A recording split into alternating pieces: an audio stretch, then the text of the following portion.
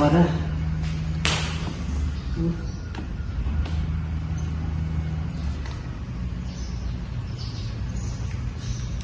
Lukas, macam banyak uang begitu. Bagi dulu.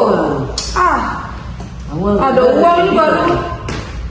Untuk saya. Oh, tidak ada baru. Jadi aku tidak boleh begitu. Gimana saya cuma ambil uang? Itu tuh termasuk tindakan bullying dan bullying itu dilarang. Bully, emang bully apaan? Mau tahu apa itu bullying? Yuk simak video ini. Nah, apa itu bullying? Bullying sering dikenal dengan istilah penindasan, pengucilan, serta intimidasi. Bullying merupakan perilaku karakteristik melakukan tindakan yang merugikan orang lain secara sadar dan dilakukan secara berulang-ulang dengan penyalahgunaan kekuasaan secara sistematis. Akhir-akhir ini sering terjadi kasus penindakan bullying khususnya di dunia pendidikan.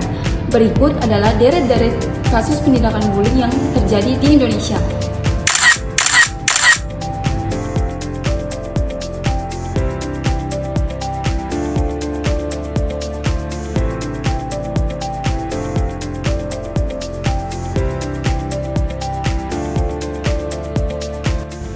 Ada beberapa kategori mengenai bully yang umum terjadi pada masyarakat. 1. Kontak fisik langsung, di mana tindakan kontak fisik langsung ini meliputi memukul, mendorong, mencubit, menjambak, mencakar, dan juga merusak barang milik orang lain dengan maksud sengaja. Yang kedua, kontak verbal langsung, di mana tindakan verbal langsung ini berupa ancaman, merendahkan, memaki, mengintimidasi, dan mengganggu. Tidak hanya itu, seperti memberi nama panggilan yang mengarah pada makna yang tidak baik dan juga menyebarkan berita palsu. Yang ketiga, nonverbal secara tidak langsung. Tindakan nonverbal secara tidak langsung ini seperti memberikan tatapan sinis, menunjukkan lidah, memperlihatkan ekspresi merendahkan, dan umumnya ini dilakukan bersamaan dengan tindakan fisik.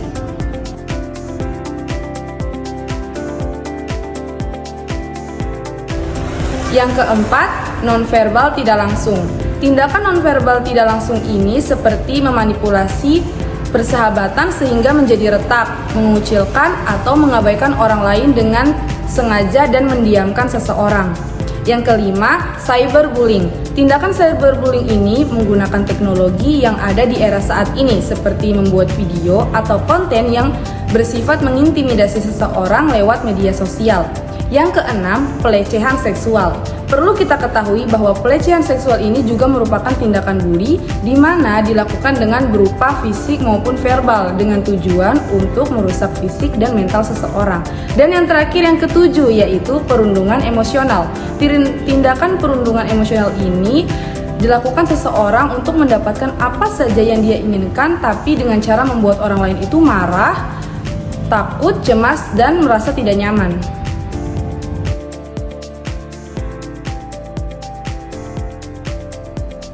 Ada 3 faktor yang menyebabkan mengapa bullying itu dapat terjadi. Faktor keluarga, faktor lingkungan, dan faktor teman sebaya.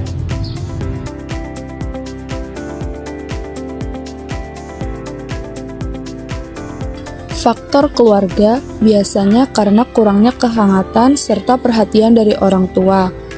Pola asuh orang tua yang kurang tepat, kurangnya pengawasan orang tua yang memberi contoh dan memperlihatkan perilaku bully dalam keluarga, penerapan disiplin secara fisik dan keras, dan sering menjadi korban kekerasan atau bully oleh saudaranya dalam keluarga.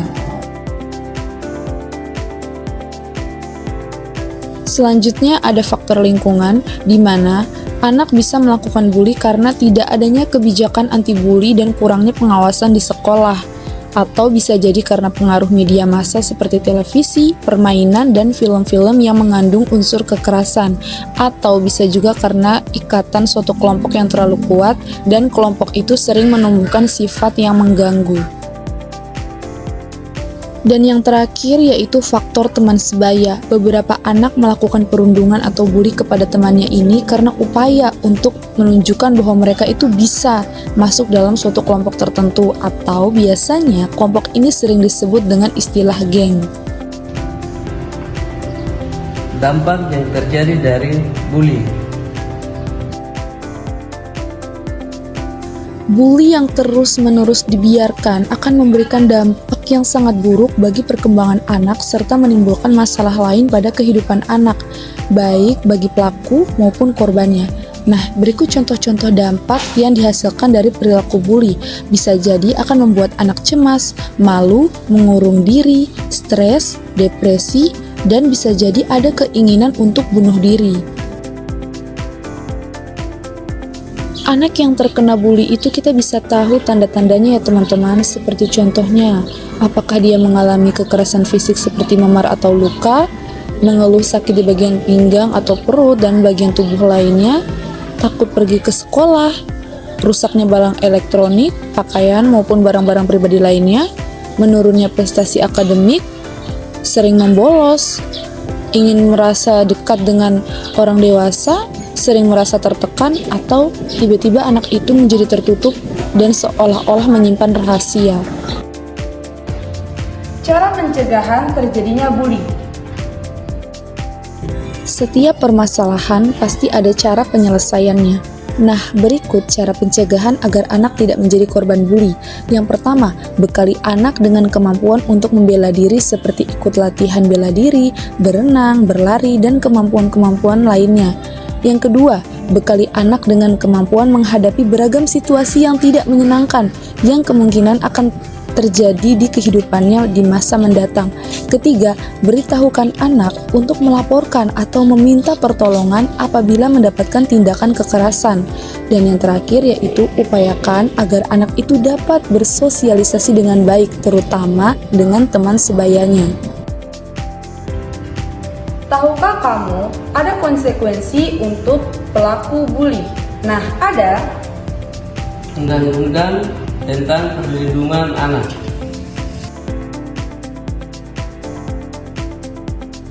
Undang-Undang Nomor 23 Tahun 2022 tentang Perlindungan Anak Pasal 80 yang berbunyi: A. Setiap orang yang melakukan kekejaman, kekerasan, ancaman, atau penganiayaan terhadap anak dipidana dengan pidana penjara paling lama 3 tahun 6 bulan atau denda paling banyak Rp72 juta. B. Dalam hal sebagaimana dimaksud dalam ayat 1 luka berat, maka pelaku dipidana dengan pidana penjara paling lama 5 tahun atau denda paling banyak Rp100 juta. C. Dalam hal anak sebagaimana dimaksud dalam ayat 2 mati, maka pelaku dipidana dengan pidana penjara paling lama 10 tahun atau denda paling banyak Rp200 juta. Tidak ada seorang pun yang pantas untuk dibully dan tidak ada seorang pun yang boleh berdiam diri dan membiarkan hal itu terjadi. Kita sebagai generasi penerus bangsa Indonesia, mari bersatu dan hentikan bully. Bully itu salah apapun alasannya.